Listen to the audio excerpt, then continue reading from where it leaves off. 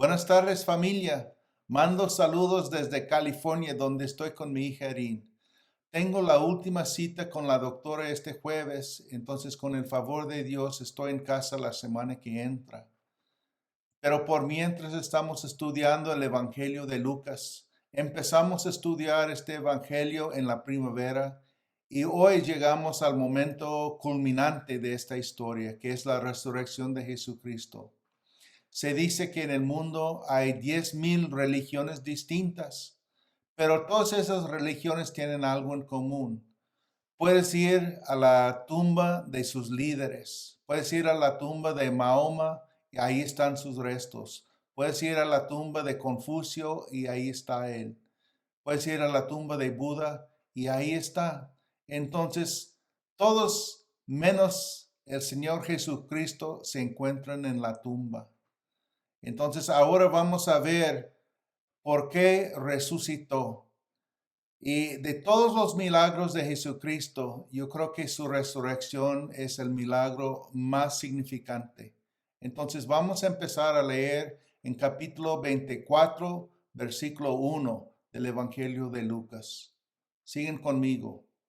Dice, el primer día de la semana, muy de mañana, las mujeres fueron al sepulcro llevando las especies aromáticas que habían preparado. Encontraron que había sido quitada la piedra que cubría el sepulcro y al entrar no hallaron el cuerpo del Señor Jesús. Mientras se preguntaban qué habría pasado, se les presentaron dos hombres con ropas resplandecientes. Asustadas se postraron sobre su rostro, pero ellos les dijeron, ¿por qué buscan ustedes entre los muertos al que vive? No está aquí, ha resucitado. Recuerden lo que les dijo cuando todavía estaba con ustedes en Galilea. El Hijo del Hombre tiene que ser entregado en manos de hombres pecadores y ser crucificado, pero al tercer día resucitará. Entonces no encontraron el cadáver de Jesucristo, encontraron un milagro. El Señor había resucitado, algo que ellas no esperaban. Aunque en verdad había varias profecías en el Antiguo Testamento acerca de la resurrección. Por ejemplo, en Salmo 16:10 dice, no dejarás que mi vida termine en el sepulcro, ni permitirás que tu santo vea corrupción. Y Salmo 49:15 dice, pero Dios me rescatará de las garras del sepulcro y con él me llevará. Y había historias como la de Jonás y el gran pez, pero todavía no había caído el 20 a estas mujeres de que el Señor había resucitado. Aunque Cristo mismo les había dicho, varias veces habló de su resurrección. En Juan 2, 18, 19, por ejemplo, tuvo un encuentro con los fariseos y ellos le preguntaron, ¿qué señal puedes mostrarnos para actuar de esta manera? El Señor dijo, destruyan este templo y lo levantaré de nuevo en 3 días. Fue muy obvio lo que el Señor quería decir a sus enemigos. Ellos entendieron que Él habló de su cuerpo. Por eso, después de crucificarlo, fueron con Pilato para prevenir que su cuerpo se desapareciera. Y en Mateo 27, 62 a 66 dice, después de la crucifixión de Cristo, al día siguiente, después del día de la preparación, los jefes de los sacerdotes y los fariseos se presentaron ante Pilato. Señor, le dijeron, nosotros recordamos que mientras ese engañador aún vivía, dijo, a los 3 días resucitaré. Por eso ordene usted que se selle el sepulcro hasta el tercer día, no sea que vengan sus discípulos, se roben el cuerpo y le digan al pueblo que ha resucitado. Ese último engaño sería peor que el primero. Llévense una guardia de soldados, les ordenó Pilato, y vayan a asegurar el sepulcro lo mejor que pueden. Así que ellos fueron, cerraron el sepulcro con una piedra y lo sellaron y dejaron puesta la guardia. Una resurrección de Jesucristo iba a negar todo lo que ellos habían dicho acerca de Jesús de Nazaret, que era un engañador, que era un falso profeta. Entonces ellos querían prevenir eso. Y encontramos más adelante en ese mismo Evangelio de Mateo 28:11. Mientras las mujeres iban de camino, algunos de los guardias entraron en la ciudad e informaron a los jefes de los sacerdotes de todo lo que había sucedido. Después de reunirse estos jefes con los ancianos y de trazar un plan, les dieron a los soldados una fuerte suma de dinero y les encargaron: digan que los discípulos de Jesús vinieron por la noche y que mientras ustedes dormían se robaron el cuerpo. Y si el gobernador llega a enterarse de esto, nosotros responderemos por ustedes y les evitaremos cualquier problema. Así que los soldados tomaron el dinero e hicieron como se les había instruido. Esta es la versión de los sucesos que hasta el día de hoy ha circulado entre los judíos. Entonces, hasta el día de hoy, los enemigos de Cristo han atacado la resurrección de Él, porque ellos saben que es la piedra angular de la fe cristiana. Es el fundamento de nuestra fe. Si Cristo resucitó de la muerte, entonces el cristianismo es la verdad. Y si no resucitó, entonces es una religión falsa. Pablo reconoció esto. Él dice en 1 Corintios 15, porque si los muertos no resucitan, tampoco Cristo ha resucitado. Y si Cristo no ha resucitado, la fe de ustedes es ilusoria y todavía están en sus pecados. Hay historiadores seculares hasta el día de hoy que dicen que Pablo es el fundador del cristianismo. El problema es que Pablo no se resucitó. Él está en la tumba, igual como los otros cristianos. Entonces, en cuanto a la resurrección, una de las evidencias más convincentes es la transformación de los discípulos después de la resurrección, donde ellos empezaron como cobardes en la crucifixión, se transformaron en leones de la fe. Tanto fue la transformación de ellos que estaban dispuestos a sufrir por lo que ellos creyeron. Dice que en la vida aguantaron azotes, palizas, golpes, hambre, pobreza, naufragios y hasta la cárcel. Y después de eso, hasta la muerte. Y como dice en Hebreos 11:35, hubo mujeres que por la resurrección recobraron a sus muertos. Otros, en cambio, fueron muertos a golpes, pues para alcanzar una mejor resurrección no aceptaron que los pusieran en libertad. Entonces los discípulos estaban dispuestos a sufrir y hasta morir por la fe, por algo que vieron. Eran testigos de la resurrección de Jesucristo. Y vemos una transformación radical de uno de los enemigos más fuertes de Cristo Jesús, Saulo de Tarso. Él tuvo un cambio de alguien que perseguía a los cristianos hasta alguien que dio su vida por su fe en Jesucristo. Y entonces Pablo y otros cristianos no iban a morir por una religión.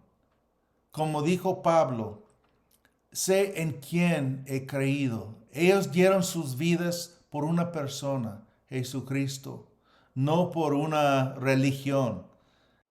Hasta el día de hoy hay gente que niega la resurrección de Cristo.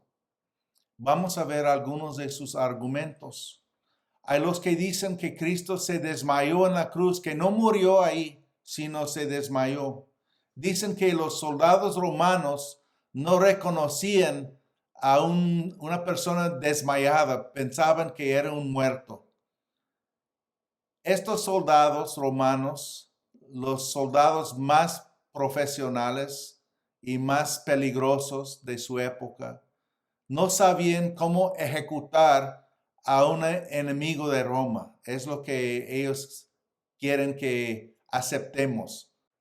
Además, dirían que este hombre, después de los azotes, después de la crucifixión, estando en la tumba, pudo quitar la piedra solas, una piedra que pesaba 1 tonelada, y de ahí escapar de en medio de los guardias que estaban ahí.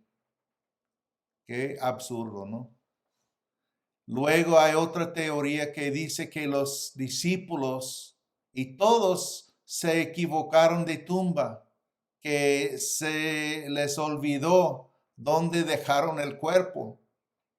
Dicen que no pudieron encontrar la tumba correcta, que los discípulos de Cristo, que los fariseos, que los soldados romanos, que hasta José de Arimatea, quien era dueño de esa tumba, que todos ellos no pudieron encontrar la tumba correcta. Y cuando no hallaron el cuerpo, pues no se les ocurrió buscar en otras tumbas alrededor para encontrar el cuerpo. Entonces también es un argumento absurdo. Hay otra teoría que dice que robaron el cuerpo. Esta es la teoría que promovieron los fariseos. Dicen que algunos que fue robado por los discípulos, otros dicen que fue robado por algunos extraños y hasta otros que dicen que fue robado por unos perros salvajes que llevaron el cuerpo. Entonces, los discípulos, lejos de robar el cuerpo, estaban totalmente confundidos cuando había desaparecido. Entonces, en todas estas teorías, se supone que los discípulos estaban dispuestos a morir por una mentira. O sea, no tiene lógica, no tiene sentido eso. Son teorías de personas que simplemente no quieren creer en la resurrección, en la teoría más lógica de lo que pasó con el Señor Jesucristo. En fin, ha habido muchas personas en la historia que han intentado refutar la resurrección. Muchos de ellos eran sinceros y después de examinar la evidencia llegaron a la conclusión de que la única versión verdadera es que sí, Cristo resucitó de la muerte y muchos de ellos después de su examinación recibieron a Cristo. Ahora vamos a continuar con esta historia. En Lucas 24, versículo 9. Entonces ellas se acordaron de las palabras de Jesucristo. Al regresar del sepulcro, les contaron todas estas cosas a los 11 y a todos los demás. Las mujeres eran María Magdalena, Juana, María de la madre de Jacobo y las demás que las acompañaban. Pero a los discípulos el relato les pareció una tontería, así que no les creyeron. Pedro, sin embargo, salió corriendo al sepulcro, se asomó y vio solo las vendas de lino. Luego volvió a su casa extrañado de lo que había sucedido. Antes de concluir, quiero mencionar una de las personas en esta historia que es una persona que no tiene mucha fama, pero era gran líder en la iglesia primitiva. Era una persona que vio la vida y la resurrección de Cristo Jesús. Ella era esposa de Cusa y encontramos los dos por primera vez en el capítulo 8 de Lucas, donde dice: después de esto Jesús estuvo recorriendo los pueblos y las aldeas, proclamando las buenas nuevas del reino de Dios. lo acompañaban los 12 y también algunas mujeres que habían sido sanadas de espíritus malignos y de enfermedades. María, a la que llamaban Magdalena, y de la que habían salido 7 demonios. Juana, esposa de Cusa, el administrador de Herodes. Susana y muchas más que los ayudaban con sus propios recursos. Entonces encontramos entre este grupo de discípulos Juana, la esposa de Cusa, el administrador de Herodes. Entonces, el padre de ese Herodes era Herodes el Grande, el que pues mandó matar a todos los niños, tratando de matar a Jesucristo cuando era niño. Eso se llama el masacre de los inocentes. Más adelante, este Herodes el Grande mató a su propia esposa y a sus 2 hijos mayores.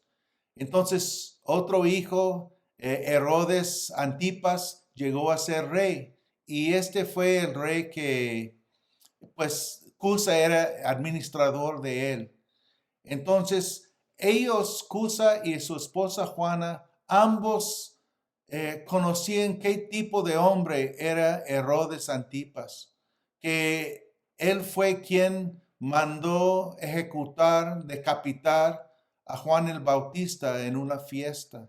Entonces, ellos vivían en el palacio y eran testigos de qué tipo de persona era Herodes Antipas.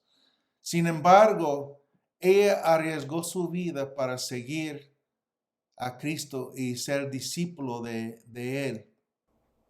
En aquel entonces ella era gran líder en la iglesia. Hoy día el mundo necesita líderes. Entonces el Señor nos exigió que oráramos por más líderes. Él dijo, es abundante la cosecha, pero son pocos los obreros. Pídanle, por tanto, al Señor de la cosecha que mande obreros a su campo. Entonces quiero mencionar 2 cosas que tú puedes hacer. La primera cosa es participar en la intercesión los miércoles. O sea, ahí estamos intercediendo y pidiendo al Señor de la cosecha que mande obreros.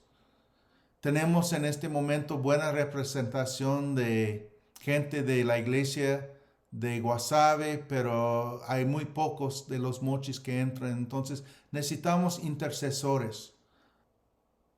La segunda cosa que tú puedes hacer es alistarte para participar en la cumbre global de liderazgo.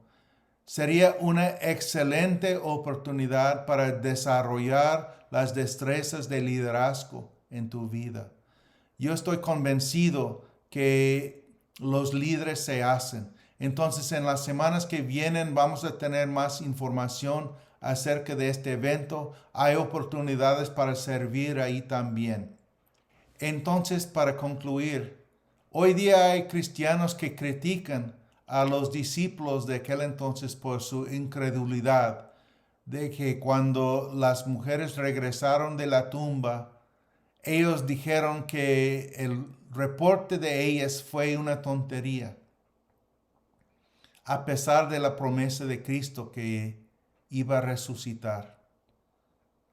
Pues antes de juzgar a estos discípulos por su incredulidad, por el hecho de luchar con la idea de que el Señor se iba a resucitar, hay cristianos hoy día que luchan con la idea de que el Señor vendría en las nubes, a pesar del hecho que hay más profecías acerca de su segunda venida que hay acerca de su resurrección. Entonces, la resurrección de Jesucristo significa que la tumba no nos puede contener, que vamos a salir del sepulcro. En el fin de su vida, el apóstol Juan tuvo un encuentro con el Señor Jesucristo. Y él escribe de ese encuentro en Apocalipsis capítulo 1, versículo 17, donde él dice, al verlo, caí a sus pies como muerto.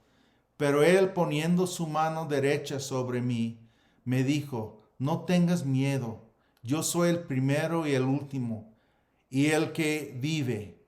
Estuve muerto, pero ahora vivo por los siglos de los siglos, y tengo las llaves de la muerte y del infierno. Entonces aquí el Señor dice que estuvo muerto, pero ya vive. Y dice que pues Él demostró que tiene también las llaves de la vida eterna. Quiero terminar con una fábula. Se dice que el diablo se reunió con 3 de sus demonios aprendices antes de que ellos iban a llegar a la tierra y les preguntó lo que ellos iban a hacer para arruinar las vidas de los seres humanos. El primer demonio dijo, yo les voy a decir que no hay Dios. El diablo dijo, pues la mayoría creen que sí existe. El segundo dijo, yo les voy a decir que no hay infierno. El diablo dijo, pues pocos te van a creer porque entienden que existe un castigo para el pecado. El tercer demonio dijo, yo les voy a decir que no hay prisa. Y el diablo dijo, excelente, con eso vas a engañar y destruir a los millones. La gente cree que se puede posponer el ponerse a cuentas con Dios. Es un engaño que lleva a la desilusión y más adelante a la destrucción. Entonces necesitamos orar por las personas que han querido posponer esta decisión para dar sus vidas a Cristo. Y los que somos cristianos, que somos discípulos de Cristo, necesitamos proclamar este evangelio de la resurrección de Cristo Jesús y la salvación y la vida eterna. Es la respuesta que el mundo necesita escuchar. Vamos a orar. Señor Jesús, te damos gracias por tu salvación. Gracias por la promesa de la resurrección en ti, Señor. Ayúdanos a nosotros a transmitir este mensaje de la esperanza que tenemos en ti, de un futuro contigo en el cielo. Entonces, pon un fuego en nuestro corazón para compartir este mensaje. Y pon, Señor, en los demás esa esperanza que tenemos nosotros de una vida futura contigo. Gracias te damos. Bendice, Señor, a tu iglesia. Derrama más de tu espíritu en nuestras vidas. Te pedimos en el nombre de Cristo Jesús. Amén. Amén. Que Dios los bendiga y nos vemos pronto.